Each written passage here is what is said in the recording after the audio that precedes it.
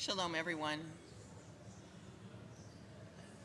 On behalf of the Malkus family, Gail, Heather, Matt, Sarah, Dane, Scott, Todd, Stacy, Brooklyn, Dana, Rachel, Jake, Karen, Rex, and Sari, we want to thank you for showing your love and support to them today as we mourn, honor, and remember an extraordinary man, James Allen Malkus, Shimon Avraham ben Beroleb v'Shifra. Our tradition was so important to him. We look to our scholars and our sages, and we take comfort in their words. Psalm 34 says, Mi ha'ish hechafetz chaim, ohev yamim lirot tov. Who is the man who desires life and loves years of seeing good, who seeks peace and pursues it?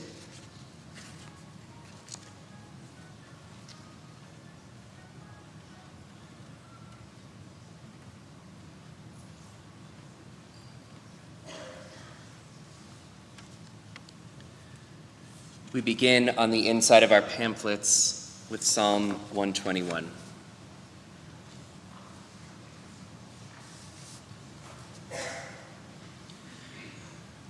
Esa einai el harim me'ayin yavo ezri. Esa einai el harim me'ayin Yavo Ezri Me'im Adonai Ose Shamayim Va'aretz Ezri Me'im Adonai Ose Shamayim va'aretz. We join together in the English. I lift my eyes to the mountains. What is the source of my help? My help comes from Adonai, maker of heaven and earth. God will not let your foot give way. Your protector will not slumber. See, the guardian of Israel neither slumbers nor sleeps. God is your guardian. God is your protection at your right hand. By day the sun will not strike you, nor the moon by night. Adonai will guard you from all harm, and God will guard your soul, your going and coming, now and forever. Jim was an extraordinary man, a friend to so many in this community. He lived his life of service, serving not only the Jewish community, but our country as a judge, serving honorably. He also was a fan of the San Diego Padres. And I think every day that they play, we all mourn.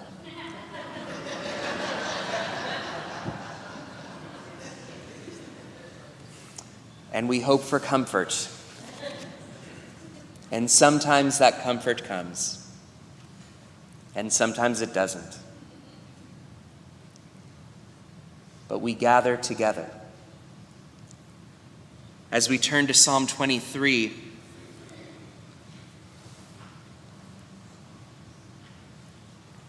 I invite you to consider two Hebrew words. Shiftecha umishantecha. With rod and staff you comfort me. In the Torah, a shevet is both a rod and also a word for tribe. Why? Because the leader of the tribe would hold the rod. But I have to ask, why then does the psalmist include both words, rod and staff, both tools that a shepherd would use? Perhaps it's to suggest that both the staff and the flock, all of us here, all of us who knew Jim, can comfort to each other, can bring comfort to each other. We turn to the front of our pamphlet for Psalm 23.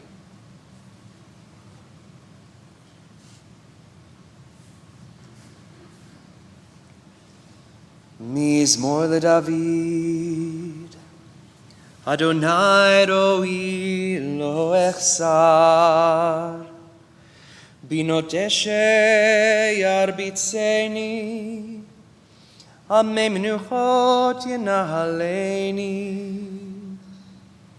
nafshi yeshovev, yancheni v'maglei tzedek lema'an shemo.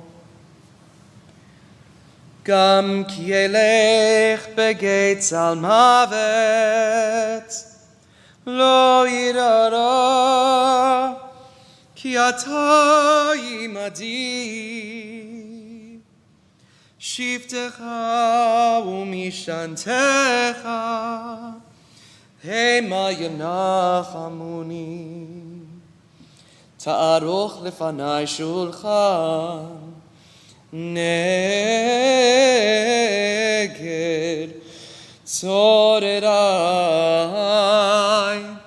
dishanta vashemen roshi kosi revaya ach tov chesed yirjefuni kol yemei chayai v'shavti bevet Adonai le'orech yamim.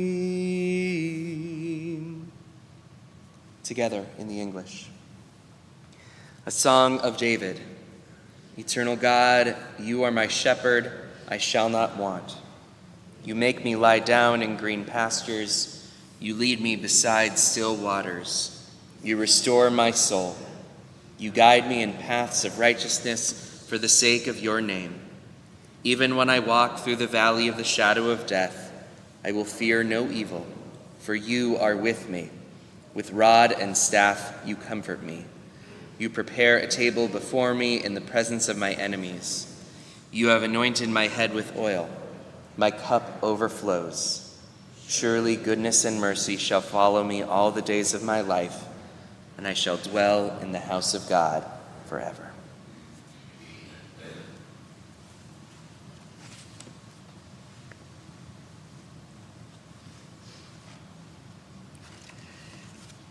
So touching to me and to all of us, I know, because that was Jim all the days of his life. He was with us. And Gail, we are grateful for you bringing Jim to us here.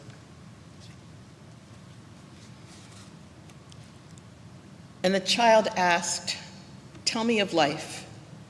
And the sage answered, "Life, my child, is a mystery. We do not ask to be born, nor do we even understand the meaning of birth, of creation. We grow and we experience life's pleasures and pains.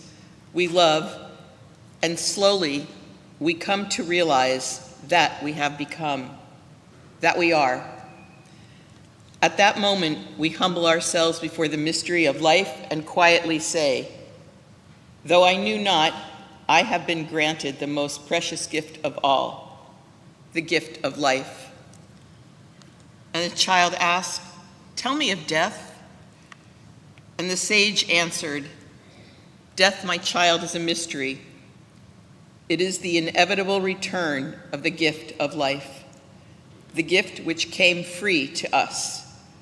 We live as the trustee of that mysterious being, of that unexplainable becoming. Yes, you and I are but the trustees of life. We nurture it, we delight in it, and we give of it to others. And at the appointed time, We sadly, yet with pride, return it from whence it came. The beauty, my child, is that what we are, what we have become, remains long after the gift has been returned. It remains as a precious keepsake with our loved ones who live on. And so this morning we will hear from some of those who deeply loved Jim and were loved just as much by him. We will hear from Richie and Ron Rabins, Jim's first cousins, Warren Dean, his beloved friend, Heather Kolke, Matt Malkus and Todd Malkus, his daughters and sons, and Dana Cunningham and granddaughter Rachel Cunningham.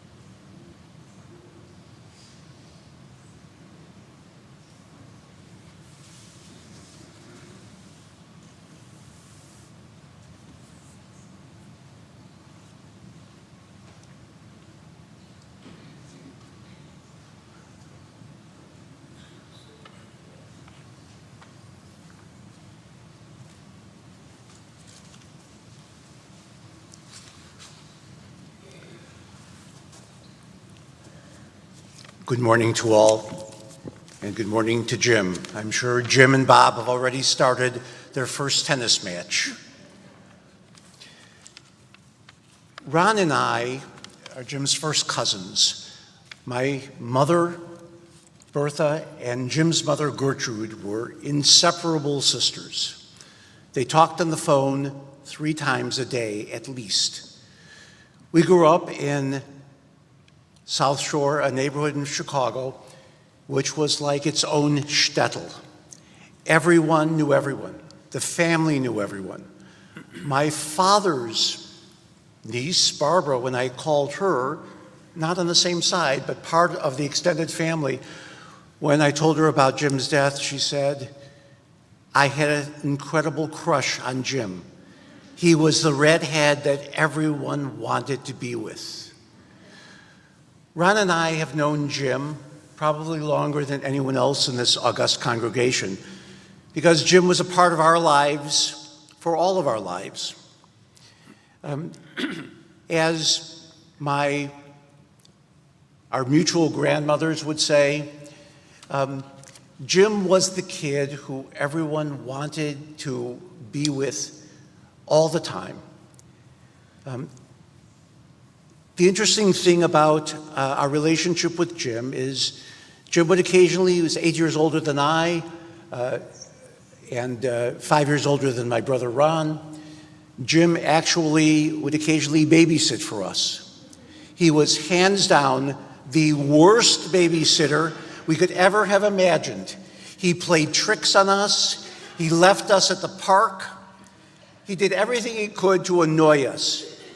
And we adored him. And that was Jim. Jim actually became a moniker for people who would say, my parents usually, don't be a Jimmy. And then it became the opposite, be a Jimmy. There are so many aspects of Jim's exuberant personality, but his red hair, his fiery temperament, his interest in everything, and his belovedness to his family, to those around him, were legendary. Jim's little boy stories were legendary. The time when he was 5 years old and decided to walk down the street with his mother and leave. They looked all around. They finally found him sitting at the police station with a big ice cream cone in one hand and a policeman's uniform and hat on the other. Jim and I went to the same high school, South Shore High School. I look at Bonnie Graff, who was also a fellow alumna. And Jim and I went to the same college, the University of Chicago, a few years later. So Jim was the one who I used to go to ask about life, about lore, about things that any 12 to 17-year-old would actually be interested in. So we come at this point in our lives in which we actually have to say goodbye. And Jim, as again our grandmother used to call, meine Schwesterkind, my cousin. Jim was one person in my life and Ron's life to whom we will always have a great deal of love and affection.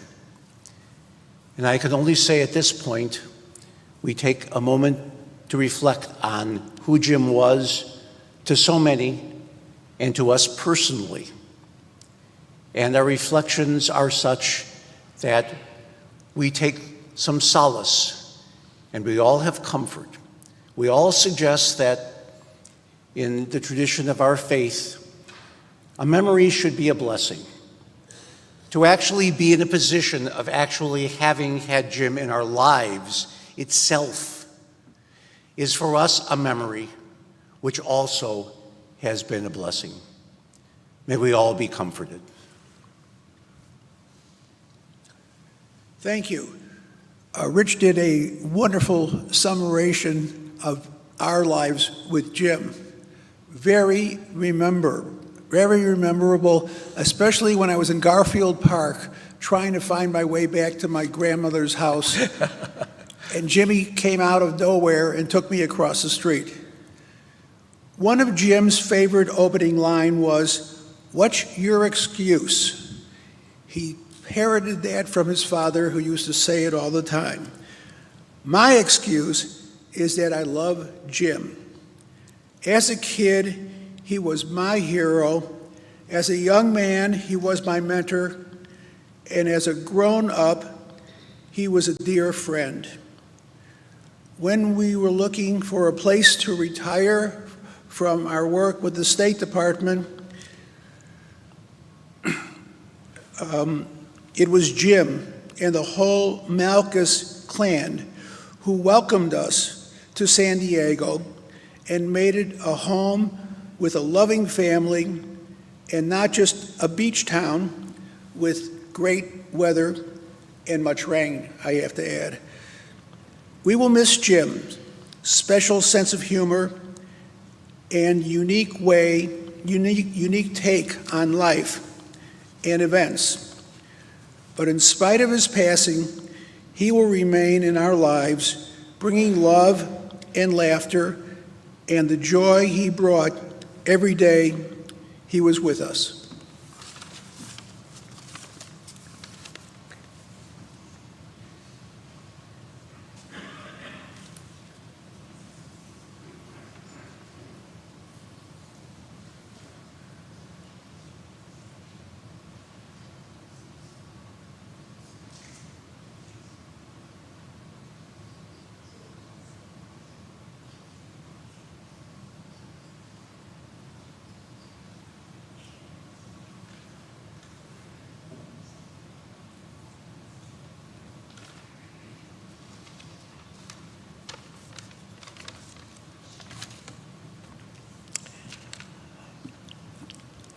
Just have a short page of things to talk about Jim. Jim and I knew each other for over 50 years, and we shared a lot together. Good, bad, comfort. Jim was the kind of person that you felt comfortable telling anything to because he understood and listened and would help. He would go above, beyond helping. he was there whenever anybody needed him, and it was mutual. We were there for him too.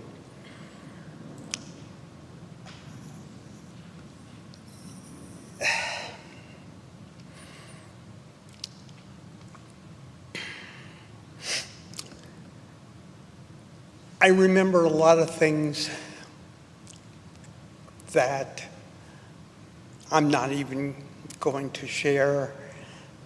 The most important thing to me was knowing Jim, was having him as close a friend as you could have.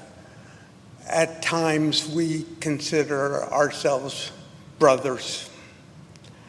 And there were many things we did together, many trips. We spent a month touring, driving around France.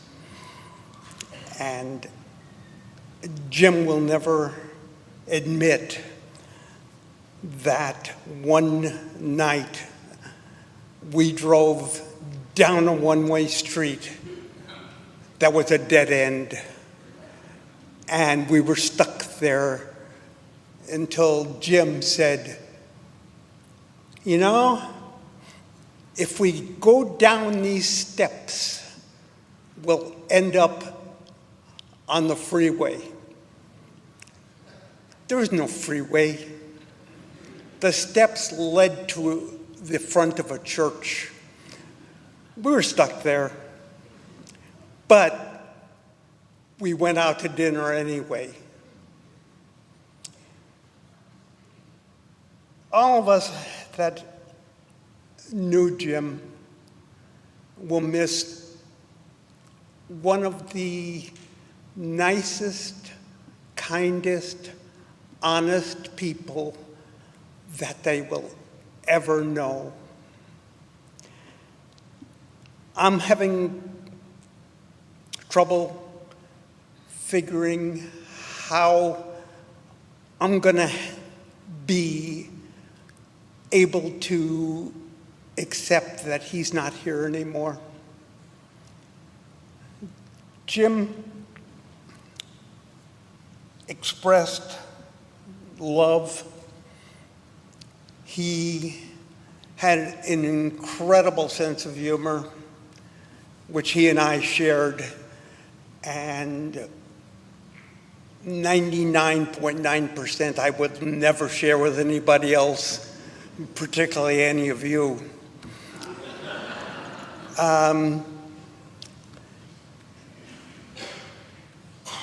We accepted things that were terrible in our lives, and we were there to support each other, and we were there to make light of what the things were. I will now say what everyone feels, is that the amazing person that Jim was unique and special to all of us. He was there to listen, to help, and made our lives, everyone's life, and the whole world better. This was an amazing person that I love deeply and will always love. Thank you.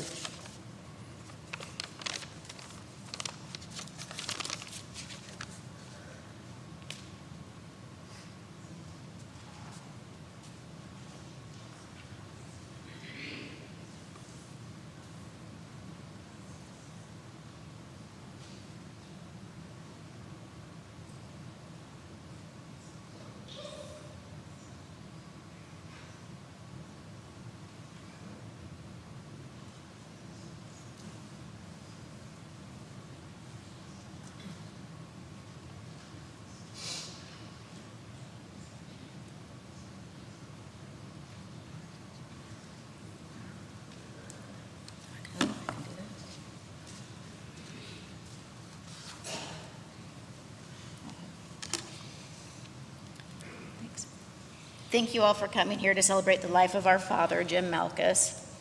Since you're here, you knew him well.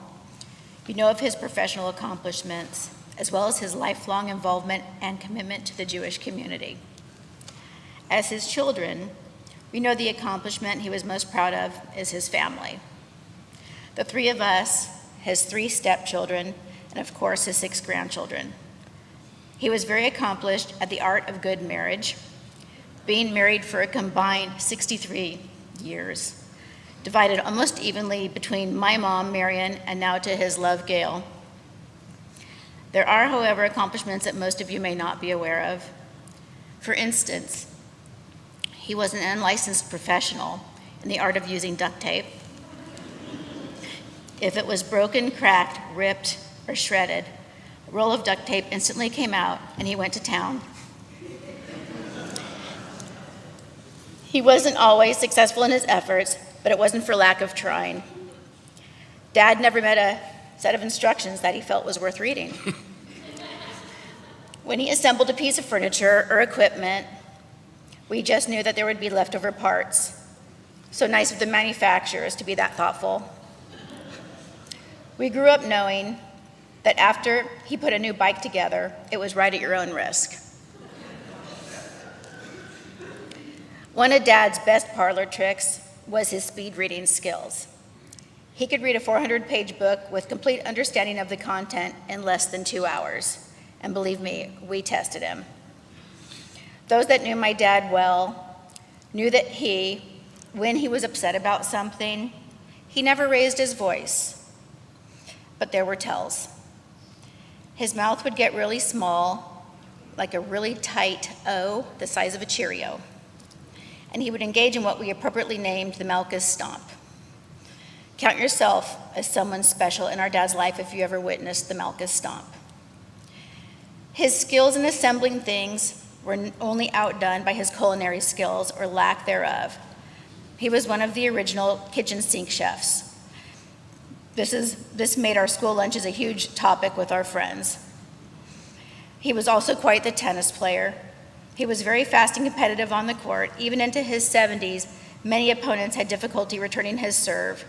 If you ever had the opportunity to play against him, you may have done a double take as he strutted onto the court in his full splendor.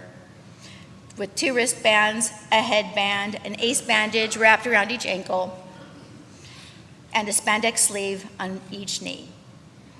You would have been wise to not let that image deceive you into thinking that you had the advantage. He played with his heart out, and every time he and his brother, best friend, our Uncle Bob, played to win. They were fierce competitors. Our dad was also ready to play any of his favorite sports on a moment's notice. He was prepared for any last-minute pickup game of softball in his early days and then tennis and golf. Since he kept most of his sports wardrobe in his mobile locker, AKA the trunk of his car. Towels, sweats, shoes, you name it, it was back there.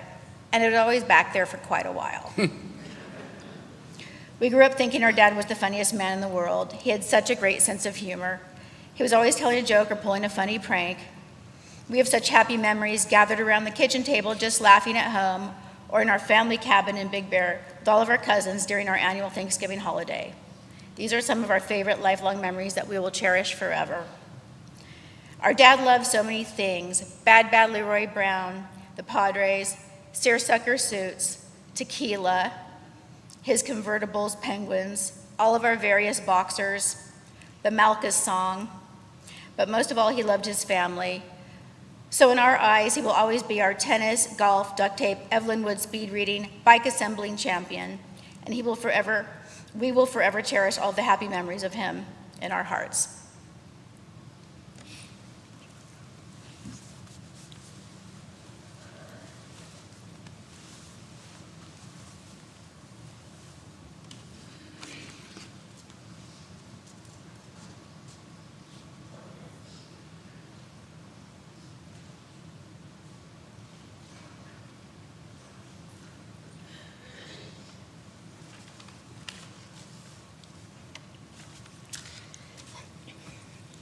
Yeah. Jim was more than a stepfather. He was a great man, a second father, and an amazing grandfather. I was the recipient of 30-plus years of free legal advice, often typed out in very, very long paragraphs. Jim was also a foodie before it became fashionable. He was the first person wanting to try the new foods and the new restaurants. Unfortunately, this included the Del Mar Fair with their fried butter, fried Krispy Kreme ice cream chicken sandwiches, and more. As a grandfather, he encouraged and occasionally bribed the grandkids. For Jake, it was always a lobster dinner for an infield triple or better, and mud pie for a soccer goal, or a dance recital or a play for Rachel, obviously. No adventure would be complete without a Padres baseball game with trolley rides, licorice, and lots of peanuts. A long game for Mom was making it through the 7th inning stretch. Jim was also very competitive, especially in games. Whether it was Liverpool gin, where no one wanted to be after him because he picked every single card, to poker, and even trying to use his legal words in Scrabble. I had to buy an official Scrabble dictionary just to keep him honest. Once COVID started, I became his hairdresser, originally with Mom's assistance, until she accidentally shaved off his right eyebrow and said, "He'll never notice."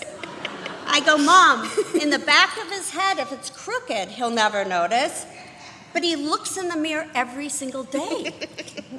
He loved my trims and cuts, but he said I never massaged like Super Clips did.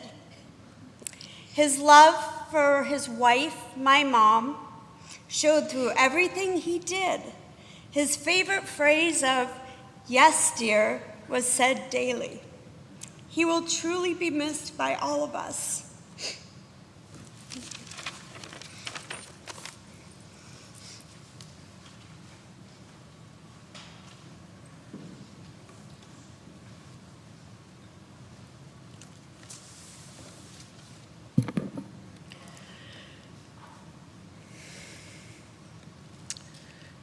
Dana, Heather, Warren, Richie, and Ron, there's no more beautiful way than you could have honored Jim than what you did just now. We're grateful. Gail, we want to say that our hearts are breaking with yours. And you know that your children, all of them, and your grandchildren, all of them, and this entire community are here to support you. You can and should lean on us. My grandmother used to say, "Fill your life with people that are truly kind, generous, and generous of spirit, and have a wonderful sense of humor."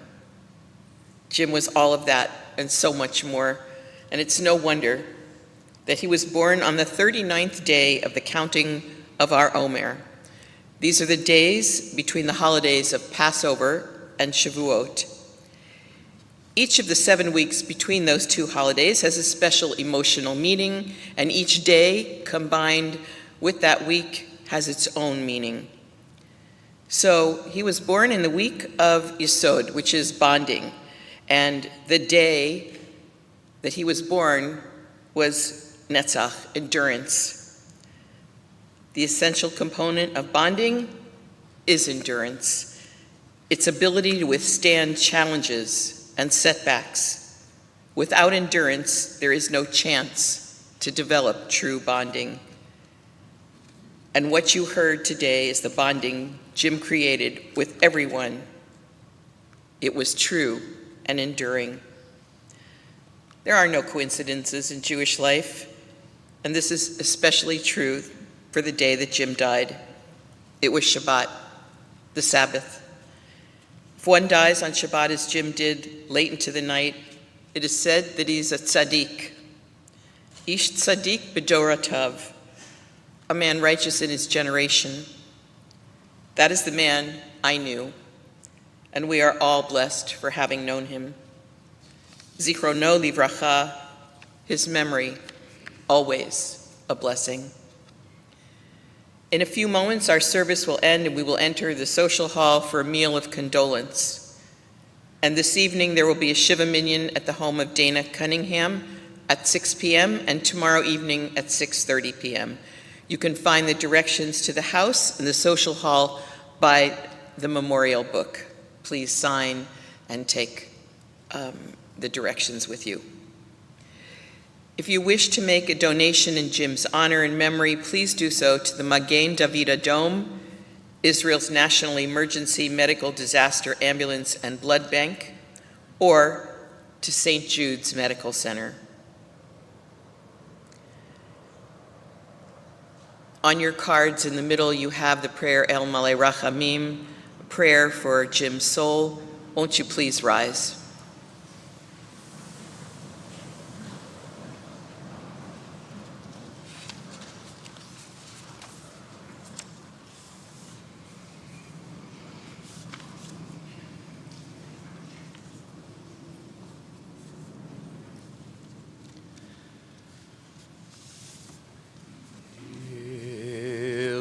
רחמים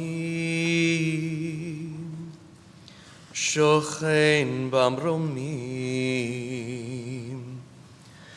המצא מנוחה נכונה תחת כנפי השכינה עם קדושים וטהורים כזוהר הרקיע מזהירים את נשמת שמעון אברהם בן ברלב ושפרה שהלך לעולמו בגן עדן תהא מנוחתו אנא בעל הרחמים יסירהו בסתר כנפיו לעולמים ויצרור החיים ונשמתה אדוני הוא נחלתו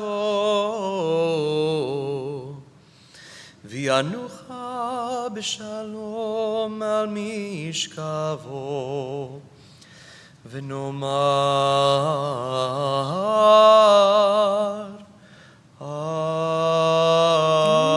Amen. We join together in the English, adding in Jim's name, however we called him. God filled with mercy, who dwells on high, bring proper rest beneath the wings of your presence, amid the ranks of the holy and pure, to James Malkus, who has entered eternity. The Garden of Eden will be his resting place. May you, who are the source of mercy, shelter him beneath your wings eternally, and bind his soul in the bond of everlasting life.